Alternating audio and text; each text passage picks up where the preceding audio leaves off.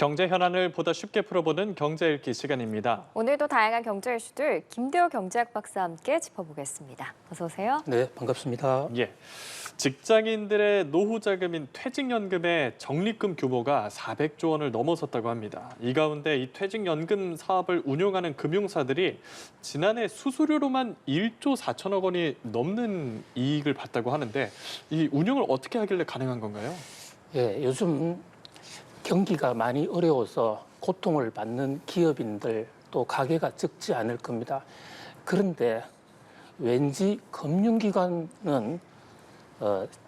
이익이 쏟아지고 또 연봉도 크게 오르고 있습니다. 이게 예대 마진 차이도 있지만 알고 보니 퇴직연금 수수료라는 아주 거대한 자금줄이 있었다. 이 사실이 금융감독원에 의해서 밝혀졌는데요. 자, 퇴직연금이라는 것은 근로자들, 수많은 근로자들이 직장을 그만뒀을 때 갑자기 그만두면 생계가 어려우니까 그 월급의 일정 부분을 퇴직할 때 돌려주는 제도입니다. 노후 안전판이죠. 이게 2004년 전까지는요, 회사가 갖고 있다가 퇴직할 때 줬어요. 근데 이것을 정부가 회사가 부도를 내는 막판에 퇴직금을 안 주는 수도 간혹 있으니까 그 근로자들을 도와주기 위해서 반드시 금융기관에 집어넣도록 미리미리 그 법이 근로자 퇴직급여 보장법이라는 겁니다. 2005년부터 시행이 됐어요. 그런데 여기 지금 들어가 있는 돈이 400조가 넘어갑니다. 400조라 하면 우리나라 1년 예산에 버금가는 엄청난 규모거든요. 근데 이 돈을 퇴직하기 전에는 찾을 수가 없어요. 그렇다 보니까 금융기관은 사실 뭐 횡재를 하는 셈이죠. 금융기관에 그냥 죄어 있는데 문제는 그냥 죄어 있는 것만이 아니라 관리해준다는 명목으로 수수료를 뗍니다. 그러니까 뭐 관리를 하든 안 하든 일단 그 퇴직연금이 은행에 또는 증권사, 보험사에 들어가 있으면 돈을 떼는데 그 떼는 수수료가 금융기관 1년 합계액을 보니까 연간 1조 4,212억 원. 어마어마한 돈이 지금 들어가는 겁니다. 사실 그동안에는 들어가지 않았던 돈이 금융기관에 예치해놨다는 이유만으로 수수료 명분으로 1조 4천억 원의 거액이 지금 빠져나가는데 문제는요. 지금 이 제도가 시행된 지 지금 20년 정도인데 계속해서 이 규모가 늘어납니다. 그래서 앞으로 약 한 10년 정도 지나면 이 규모가 1,000조 정도 될 거거든요. 1,000조 시대가 옵니다. 그러면 금융기관의 이자 수입은 약 2조 5천, 3조 원 가량 가만히 앉아서 수수료가 들어오는 겁니다. 그런데 과연 금융기관이 관리를 제대로 해주고 있느냐?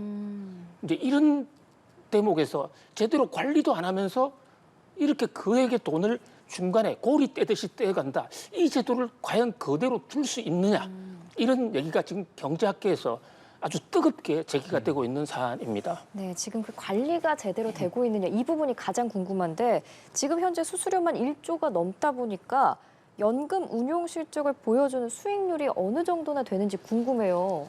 얼마나 나와요? 그렇습니다. 수익률이 높다면 수수료 1조 원 이상을 떼가도 그 근로자들, 박봉의 월급쟁이들 좀 덜 억울할 겁니다. 지금 그 수수료를 가장 많이 떼가는 데는 KB국민은행, 신한은행, 삼성생명, 하나은행, 우리은행 순인데요. 뭐 이것은 그만큼 관리 규모가 많기 때문에 수수료를 더 떼가는데 문제는 이 돈을 수수료를 받으면서 관리해주는 돈의 총 평균 수익률이 현재 그 최근 10년간 1.94%, 2%가 조금 안 돼요. 자, 2%라는 것은 물가가 작년에 3% 이상 올랐습니다. 이 퇴직연금을 받아가지고 만약에 실물자산에 투자했다면 최소한 물가만큼은 해칭, 보충이 됐을 겁니다. 예. 그런데 금융기관에 들어가 있다 보니까 물가를 그대로 손실을 보는데 수익률은 2%인데 물가는 3%다. 그러면 실질 가치 면에서 1%포인트 정도 손실이 난 거죠. 그러니까 손실을 보면서 은행의 수수료는 또 떼가고 뭐 이러다 보니까 이중의 피해 아니냐. 예. 이런 제도가 계속 존속할 수 있느냐. 물론 그나마도요. 이 2%라는 것은 올해 우리나라 증권시장 여러 가지로 금융시장이 좀 좋았습니다. 그래서 좀 살아난 거고요. 작년, 재작년 이래 비교하면 2%도 훨씬 안 돼요. 그러니까 과연 금융기관이 무명분으로 돈을 떼가느냐.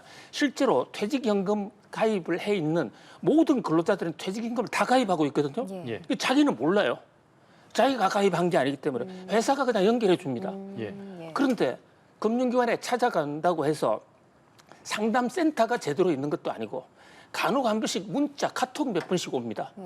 근데 무슨 굉장히 어려운 용어로 뭐라 적혀 있는데 금융 전문가들도 보면 잘 몰라요. 그리고 갈아타기도 어렵고 무슨 상품 선택도 굉장히 제한적이고 그래서 퇴직연금만 쳐다보면 퇴직을 앞둔 사람들은 그냥 속이 막 타는 거예요. 네, 답답하겠어요. 그렇습니다. 이거 왜 금융기관에 맡겨야 되느냐. 오히려 회사하고 노조가 같이 알아서 맡기면 더 잘 운영할 수 있지 않느냐. 자, 심지어 국민연금하고 비교를 해보면요. 국민연금은 매달 돈을 똑똑 떼가는데 같은 기간 동안 비교를 해보니까요. 국민연금은 수익률이 7.63%입니다. 연간. 예.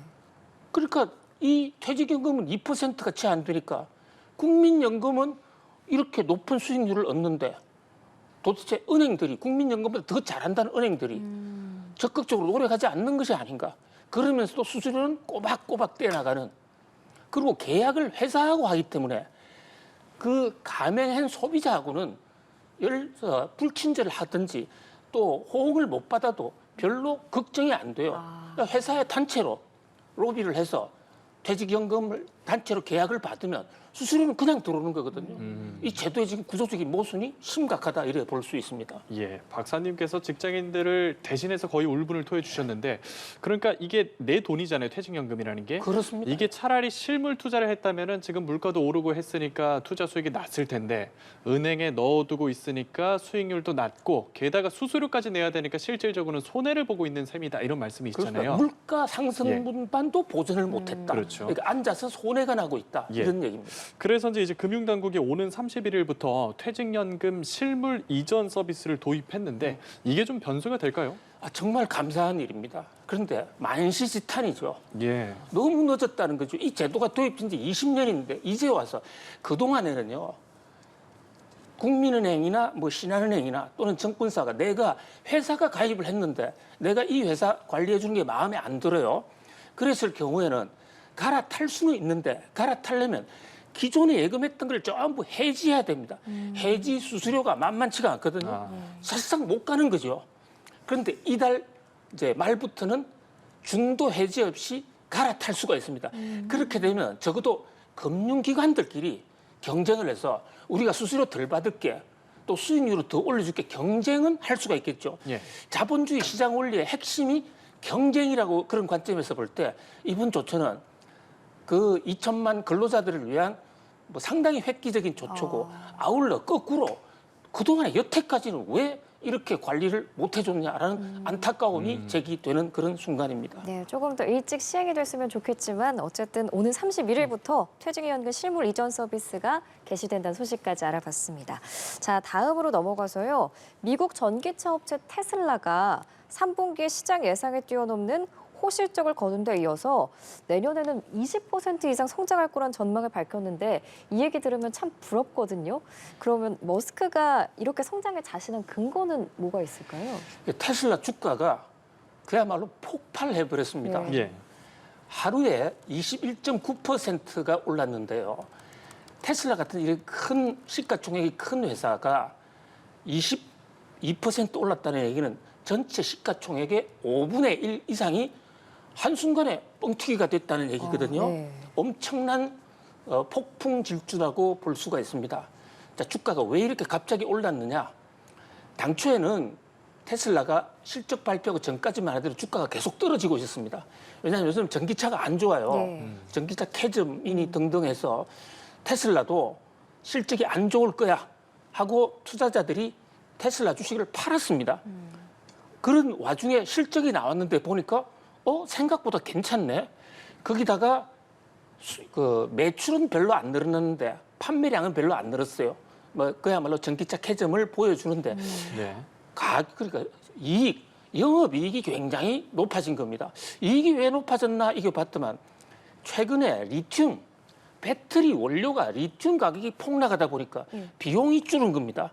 그러나 어쨌든 영업이익이 높아졌다? 그러면 기업에서 이익이 높아졌다는 것은 배당도 많이 해줄 수 있고 주식을 사야 되겠구나 하고 생각한 사람들이 있었는데 여기다가 그 일론 머스크가 아주 불을 질렀습니다. 일론 머스크의 얘기. 예. 자, 내년에 테슬라 30% 성장할 거야. 오. 이렇게 아주 단언을 했습니다. 그런데 30%왜 성장하지? 그 대목은 좀 명쾌하지는 않아요. 예. 뭐라고 그랬냐면 지금 테슬라가 저가차가 나올 겁니다. 이렇게 이제 얘기했습니다. 저가차가 나온다는 얘기는 수년 전부터 얘기를 해놨는데 아직도 테슬라가 저가차 못 내고 있습니다. 왜 저가차가 중요하냐면요. 지금 전기차가 여전히 비싸요. 국가 보조금 때문에 움직이고 있는데 특히 중국에서는 테슬라 차가 중국 싼 전기차 때문에 제대로 팔지를 못하고 있거든요. 예. 싼 전기차가 나오면 테슬라가 더 많이 팔릴 수도 있죠. 그래서 30%가 늘어난다. 그런데 아무런 근거도 없이 그냥 내년에 차가 나올 겁니다. 그동안에도 나온다 아직 나오지 않았거든요. 그럼에도 불구하고 이렇게 사람들이 테슬라를 많이 믿은 것은 트럼프 대통령 때문으로 보여집니다. 전 대통령이요. 트럼프 전 대통령. 예. 지금 머스크가 트럼프 대통령의 선거운동을 열심히 하고 있거든요. 예, 예. 그렇죠. 자기가 대통령 후보인 양 더 열심히 하고 있어요. 그런데 만약에 트럼프가 당선이 되면 그 일론 머스크에게 크게 보답을 하겠죠. 시장에서는 두 가지 보답을 할 것으로 보입니다. 그러니까 특히 지금 테슬라가 주도하고 있는 로보택시 요거를 지금 그 정부 규율 때문에 자율주행 규율 때문에 현 정부는 지금 시중에서 함부로 굴러다니지 못하게 막고 있어요. 근데 트럼프 대통령이 오면 이거 풀어줄 거다. 이런 거. 그다음에 값싼 전기차도 금방 나올 거다. 다른 전기차는 다 막아도 테슬라는 보호할 거야. 이런 얘기들이 나오면서 테슬라 주가가 폭등을 했는데요. 네. 그러나 모든 주식이라는 것은 항상 어떤 여러 가지 상황을 동시에 감안해야 되면 매우 조심해야 됩니다. 오늘 폭등했다고 뭐 뒤늦게 따라간다든지 뭐 예. 이런 것도 뭐 여러 가지 더 좋은 조건이 있으면 따라갈 수도 있지만은 투자할 때 조심해야 되는 그러니까 말씀이시죠. 추격 매수, 부하 내동은 좀 조심해 볼 필요가 있다 이래 보여집니다. 예, 이제 미 대선 결과에도 또 어떤 영향을 받을지 지켜봐야겠고요. 다음 소식으로 가보겠습니다. 고 이건희 선대회장 4주기 그리고 이재용 삼성전자 회장의 취임 2주년을 맞아서 삼성에서 공개 메시지가 나올지 지금 주목이 되고 있는데 지금 위기론도 있잖아요. 네, 오늘 이건희 전 회장님의 재산 날입니다. 돌아가신 지 꼭 4년 됐거든요.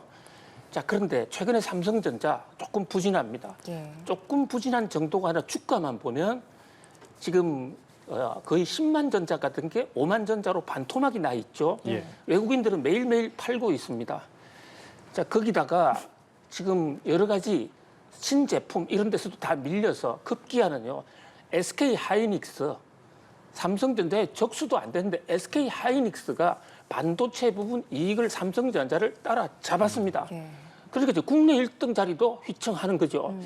이렇게 위기 상황인데 이재용 회장이 취임한 지 2년이 됐고 또 이건희 전 회장이 돌아가신 지 4년이 됐으니까 삼성전자가 또 저력이 있는 회사니까 한다면 하는 회사 아니겠습니까? 예. 그런 면에서 문제 인식을 하고 삼성전자가 스스로 사과문까지 발표했습니다. 예. 걱정을 끼쳐서 죄송합니다.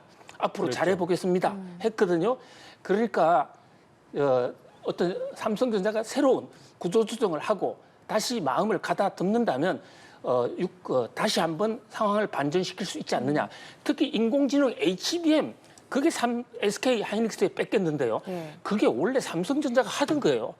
근데 그거보다 더 잘 되는 부분이 있으니까 워낙 1등이다 보니까 여러 부분이 다 잘 됐죠. 그러다 예. 보니까 HBM 같이 아직 검증되지 않은 것은 그냥 포기해. 했는데 그것을 SK 하이닉스는 연구 개발을 더 했고 예. 삼성은 하지 않았어요. 어떻게 보면 1등의 자만일 수가 있죠. 그러나 이제 문제를 깨달았으니까 어떤 구조조정이 나올 수 있으리라고 보고요. 오늘 이재용 회장이 내놓을 메시지,